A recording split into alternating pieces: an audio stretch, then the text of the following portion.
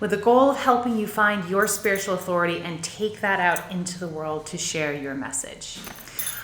Something that I want to talk about today was I saw this meme. Memes are always sparking something interesting in me. This meme said something to the effect of, "The right woman can change a devil." And the picture was like a man with sawed-off devil horns holding a woman with a halo over her head. It was a cartoon, right? So I saw that and I went, oh no, no. The right woman can change a devil.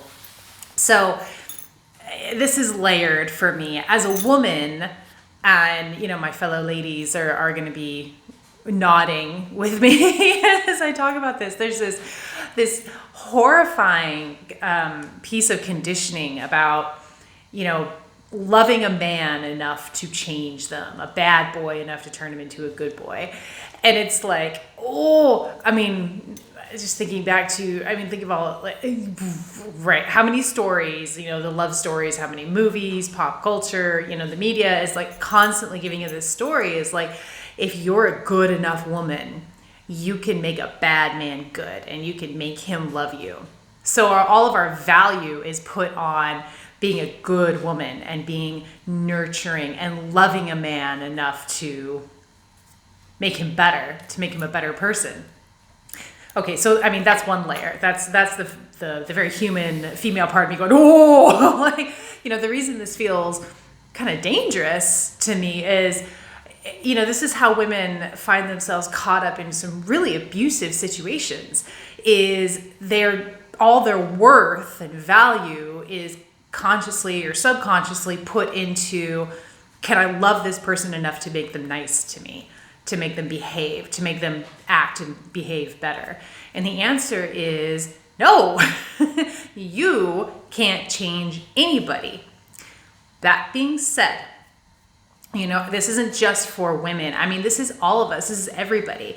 We tend to think that we can change people, that we somehow, if we work hard enough, if we love enough, if we're hard enough, if we give enough tough love, whatever our strategy is, that we can change somebody. We can make somebody behave better. Parents do this with their children all the time. This is something I've been exploring with my own child coming into his teenage years, is recognizing, coming up against that. I can change his behavior. I can make him, I can punish him. I can love him. I can cajole him. I can convince him. I can talk him out of it. No, nowhere do we learn this more strongly than with our children, especially mine. But when we're trying to change somebody to suit our needs, it simply cannot be done. You can't change anybody. You cannot love them enough to change them. You cannot threaten them enough to change them. You cannot cajole them enough to change them. You can't convince them enough to change them. Nobody will change for you. Women, men, everybody. Now we're talking to everybody. No one is going to change for you. That being said, people will always change for themselves. And you showing up in unconditional love with boundaries can set a shining example for somebody to want to be a better person, to want to show up differently, I should say. But that doesn't apply when you're pushing energetically on them or physically on them, going, you need to do different, need to be different. I'm talking about showing up in that energetic, space-holding, unconditional loving container where you say to that person, you show up with that person, hold the space. I love you as you are. You're not making the decisions I would make, but it is your experience, and I trust you to make the decisions that are best for you. And no, you may not treat me like this. And maybe I'll walk out the door. Maybe I will unconditionally love you from a distance. But I'm going to hold the container and not try and change you and show you what love looks and feels like. That's when people can take a breath. You'll see people around you as you hold this energetic container, they're able to take a breath, and if they choose to, do that transformative flip themselves. That's when they're going to be able to expand into their highest expression. Not when you're trying to change them, like, let me love you to death, let me love you into change, let me fight you into change, let me argue with you into change.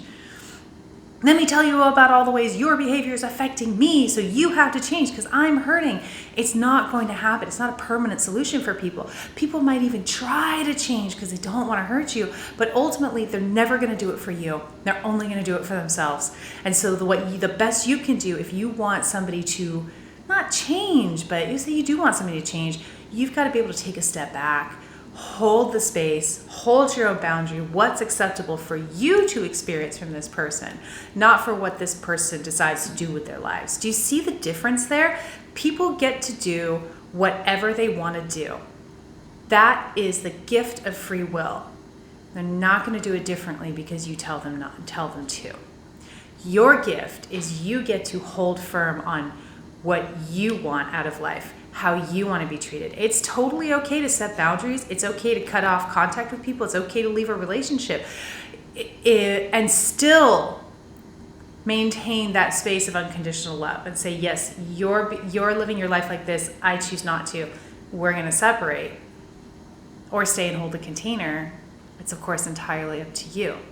But I hope that makes sense. That's what that meme brought up for me. The first response was, oh, do not tell women that if they love a man enough, if they're the right woman, if they are good enough, they can change a devil. You can't. I don't care what kind of woman you are. I don't care how much you love somebody. You can't change anybody. And then just taking that out into, the general population, none of us can change people. We can hold the container and we can hold our boundaries. And that will potentially inspire somebody to do their own transformative flip and come into a version of themselves that they like better.